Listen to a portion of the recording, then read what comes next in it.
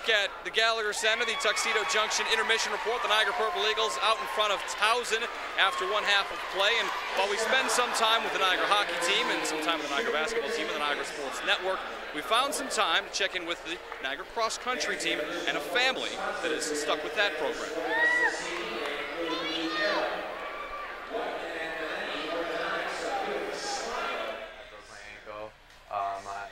Sophomore summer, going into my junior year, and I was unable to play soccer, and I was out for 6 months. The doctors, said don't really know kind of how the sports thing will go after his surgery, and he had a plate and screws put in his leg, and you don't tell Brian you can't do something. So Brian, to get himself in shape, began to run. So I started running local 5Ks and things like that.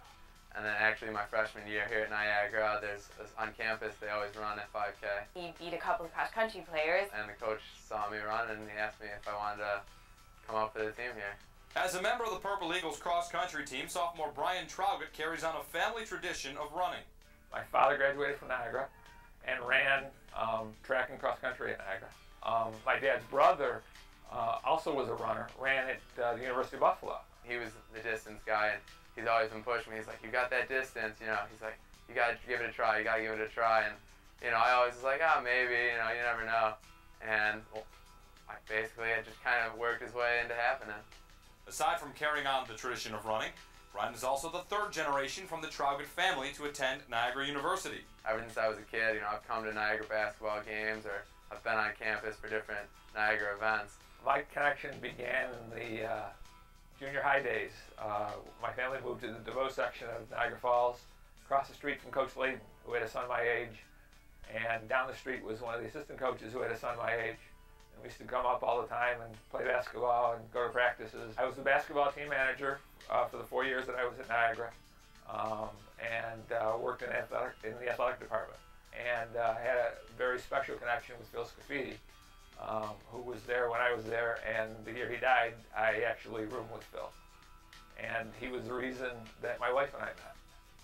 February of 1980, Phil had already been sick, and they had Phil Scafidi Day, and the student newspaper put out a section, and there was a poem in the student newspaper that my wife wrote, and Phil came up to me later and said, can you go find this person and thank her for me? And so that's how we first met.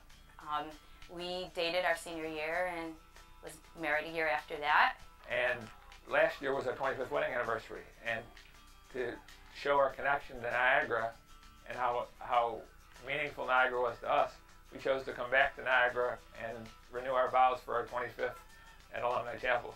My mom and dad are still close friends with a lot of their Niagara friends, and they've always stuck in the little, oh, you're gonna be a Niagara kid, or you're gonna fulfill that legacy. We gotta get some kids to back up at Niagara. It didn't make my decision for me, but it was a nice little incentive to come here.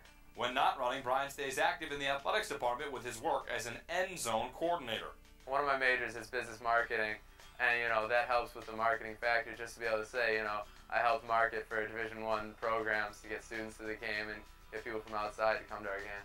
We have game quotas, and, we try and get the kids riled up, and at the games we have a good time and cheer the teams on.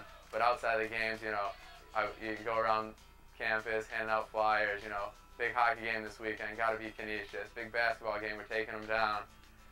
So we got to pump it up, and we got to get kids to the game, and then when they're at the games, we got to make sure they're having a good time and cheering our teams on. Brian has one of those personalities that he can bring people in, and he's a joy to be around. In high school, he was Mr. Churchville Chili, and I could see him as Mr. NU.